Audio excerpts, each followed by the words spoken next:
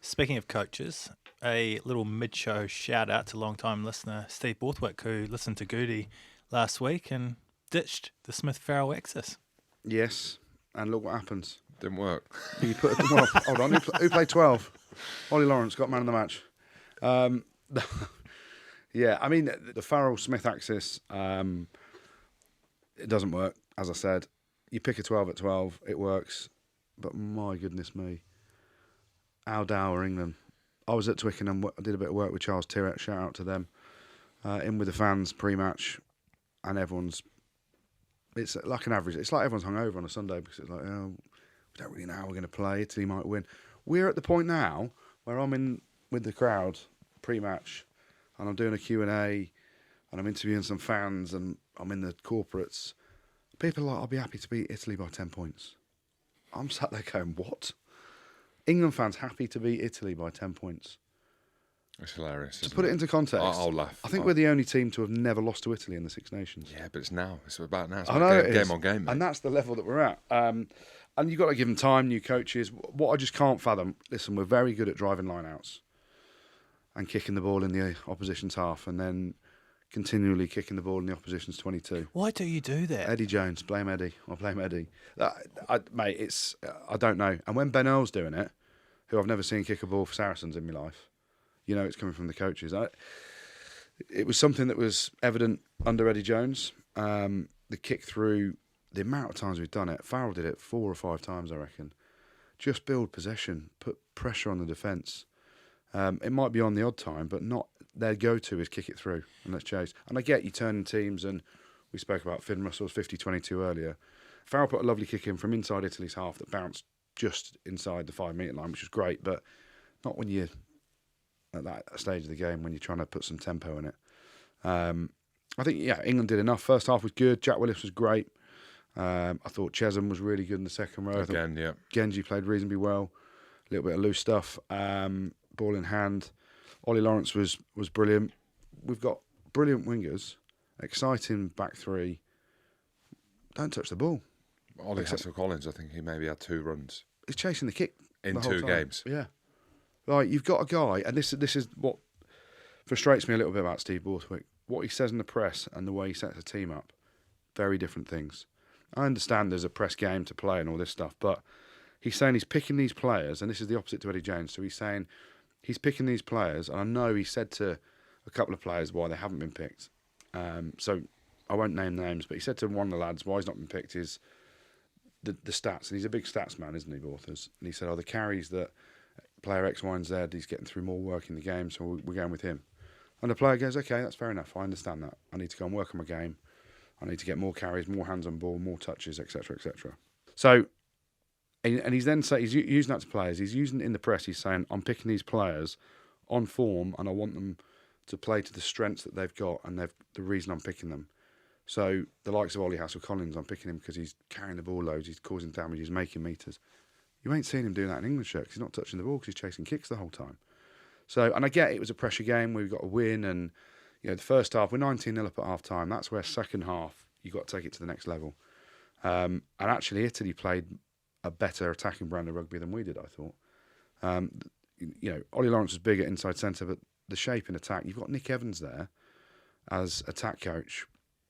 And I know he's only attack coach to the end of the Six Nations, but he's coming from Harlequins, and he's there because of what he's done as a coach for Harlequins and what he's brought out of those players. Right? You then put him under Steve Borthwick, and it's line-out drive, box kick, pick and go, put it up in the air, chase the kick, defend, drive a line out. And that's all we did. And it was like a throwback to when I played, and we were shit when I played.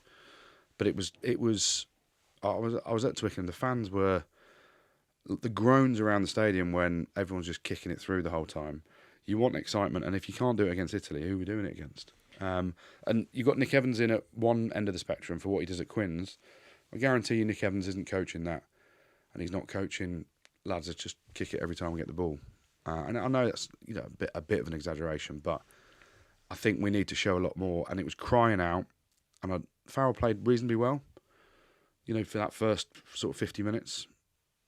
The back end of that second half. So for the last half an hour of that second half, he was walking around the field, And it was like, we're just playing at this pace, lads, and that's it. That's where you needed to take him off, bring Marcus Smith on, bring Alex Mitchell on, get some pace in the game. And see what it looks like. Yeah. Isn't this just Steve Borthwick's brand, though? Because if you look at the Leicester team that won the title with George Ford, they kicked it a lot as well, didn't they? Yeah, they did. And that's what he considered as successful rugby. But at international rugby, as we've seen, you need way more than that. You know, if we come up against... it was very similar to you come up against South Africa as we did in the autumn. And when our driving game gets stopped, we've got nothing else to go to. So we don't know how to play anywhere any other way. Scotland know how to play tight, they know how to play wide, they know how to play loose, they know how to play a kicking game. At the minute, it seems we've got a driving game and that's it. And a lot of box kicking and chases the balls. So it's a bit frustrating from an England fan's perspective. Great to get the win. I can't believe we're all happy about the way we played. We just had to get a win against Italy. Oh, it's going to be close. We might win by 10. I'm like, fucking, it's Italy, boys. We've never lost to them. Did you see any improvements from this team? We got better week on week. Well, Italy were poor first half. Yeah. Especially poor. And Didn't get the rub of the green, I thought. Well, I tweeted that, and James Dolman, excuse me, and the referee, James Dolman, I'm a big fan of him, but I just thought... Start. He didn't give Italy anything. And Ferrari, who was replacement tight at number 18, a sin bin, yellow card, penalty try, never. Wrong call. Put them under huge pressure. And that came off Genji, what about him trying to obliterate Seb Negri? And I tweeted about it. So I said, like, really, that should have been a penalty to Italy. But that resulted in England getting a penalty and kicking to the corner where Ferrari gets sin-binned. Yep. And then Genji's texting me after the game, what are you talking about, no arms? Mate, say what you see. Yeah. You've gone out to absolutely obliterate Seb Negri. How good was he, by the way? Yeah. Well, I'll question you on him in a minute as well. Yeah. Oh, So, but it wasn't Dolman who gave the yellow card. who was it? It was my mate, my old Das Booten. Who? The touch judge, Traini. Remember the French ref? It was him. Yeah. Why do you have to say French? Why do you have to say the French ref? Well, he was the French, because my description was going to be the French ref that when I was commentating on a game wore hiking boots to refereeing. When it was an extra game. And I was like, Das Boots is on. So Is I he called him giving back. it- He was the touch judge. How was he given that from where he is? Well, he was 3 yards away. No, but and he he got was it on wrong. the other side. He got it wrong. Yeah. Like No, that's, he was the one right by the touchline. yeah, but it doesn't matter. Like Ferrari's on the other side of the mall. No, he's come around that side. No, he's come round, but he's been done for entry. Yeah. Because you can come round. There's no. I'm no with issue. you. I'm with Yeah. you. But in Dolman's defence, it came from his TMO, the Das Booten. Oh really? Das Booten. Well, I'm sorry, Dolman, but that ain't a sin bin in No, a it's penalty not. try. The But poor lad. he's got to react to his assistant referee Yeah. who said, from the side, definite penalty try, PK, yellow card, I've got my hiking boots on, let's go. But I want to ask you about Seb Negri. What do you mean you didn't like Faz? Wow, that's the question, right? You interviewed him last week. Did you say to Seb Negri, and I'm just going to say it because I know you did, if you get a chance, put a shot on Faz because he hates me and I hate him and we played together and I just don't get better week on week. All I said to Seb was he didn't like me. That was it. I said, Seb, Farrell doesn't like me. And that's clearly put a rocket up his arse. And he's smashed him. He was good, weren't he, Seb Negri? Yeah, he was, but in Faz's defence, and he went too far. Like, he's belted him, then he's put his elbow on his face, and then his hands in his eyes, and all that stuff. I wouldn't say his hands in his eyes. No, but on his forehead. Mate, he ruffled him up too much. Yeah. It was a penalty. Yeah. He went too far. Yeah, very but true. Then, luckily for Faz, Ollie Chesham comes over and flips him back. Rolls him and then runs off. Yeah, and then Seb Negri. What do you mean Ollie Chesham had sunburn? What are you talking about? It puts things in an interesting position now going to Wales, doesn't it? What, who's shitter? No, yeah, I mean... Battle of the Spoons. Do you know what? We're third in the league. What are you on about? We're above France, boys. Why the silence? I'm not looking We're at still it going now. for the Champo. Well, no, it's a game for us, isn't it? That decides whether we're in the contest or we're out. I don't know. I'm quite negative about it. Where is it? Where's what? Oh, I don't follow England now. It's in Cardiff. Is mate. it? It's in Cardiff. Why? Yeah. If they lose there, Luckily, Wales are really shit, aren't they? But Yeah, imagine if England get beat 3 on the after spin. he's just said that, 4 on the spin, so it's not even 3 if you use What are you on South about? Africa. if we lose what? if you guys lose to Wales after you've just said how shit Wales are, Oh no, but I don't think England are that great at the minute, are they? We can drive a line out, mind. So let's just hope it's about driving lineouts. But yeah, I mean, you've got to give Borthwick time. You know, his excitement. I just want to excite the crowd and, you know, get excited about watching this England team play to their strengths. Lads, kick it to the corner and drive. And They look so unconfident. Yeah, when you can't kick it to the corner, kick it in the fucking air, lads, as well. And when you can't kick it in the air, kick it along the floor. And just chase it. Out of the two teams, being honest, They look knackered. I'd say Wales look better. And I'm saying that. Come on, Jim. I'm telling you now. Scotland's biggest ever win over Wales, and you're saying they look better than England. Against Ireland. Right, Against Ireland. I'm England till I die. England till I die. I'm not. But I'm not saying that to like cause an issue or anything like that. Against Ireland, Wales looked all right. I know they got done with an intercept pass. Jack Morgan got held up over the line. The scoreline didn't really reflect how well I thought Wales played in that game, which was okay. Like, again, a 6 out of 10. Against Scotland, we're talking Scotland, one of the best teams in the world at the minute. We should have beaten you. You beat us with 3 minutes to go. But we didn't. Hey, why? Because of a three-legged man. That's weeks ago. That's weeks ago.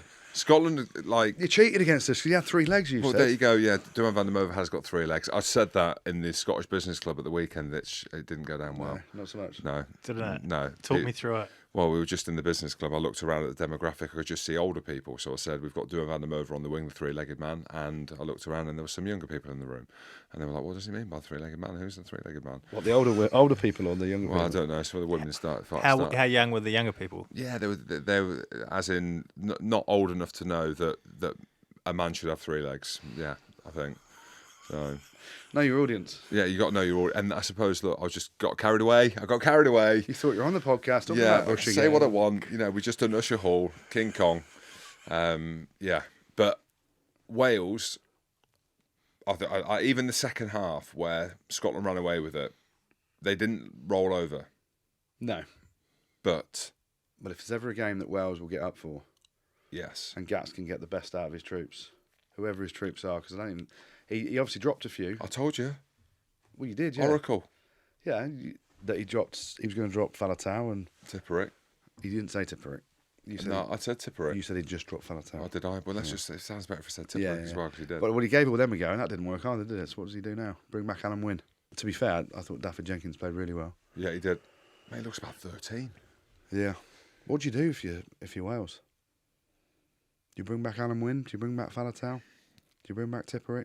Falatau was good when he came on. He was very good. Really good. Really good. And do you know what? The Welsh, there's no bigger game for them than the English coming down to Cardiff. They need a result. We're just trying to get better week on week. We've sorted out driving line-outs, right? Good at that. Next thing, kick accuracy. So we're going to kick more and longer. We're going to keep doing that until we do it properly, and then we'll be right. Yeah, I mean... I don't know. I can see us losing that. Thank God we beat Italy. Thank God we've got a driving line out and we beat Italy, because potentially that was a wooden spoon game. We won the wooden spoon battle already. It was. It wasn't potentially. Where are England gone? We're talking about the wooden spoon. We're talking about, like, generally going around Twickenham and interviewing fans. They're like, I think we'll win this one by 7. I'm like, 7? We're playing Italy. But we were content to just win the way we won, but there we go. How much are you enjoying the power dynamic shift here? I'll be honest, I am loving it. Absolutely loving it.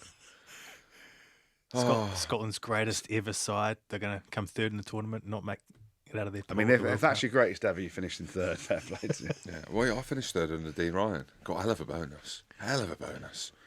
Back in the day. When you say you finished third? It was joint fourth, but... Pod. Rugby Pod.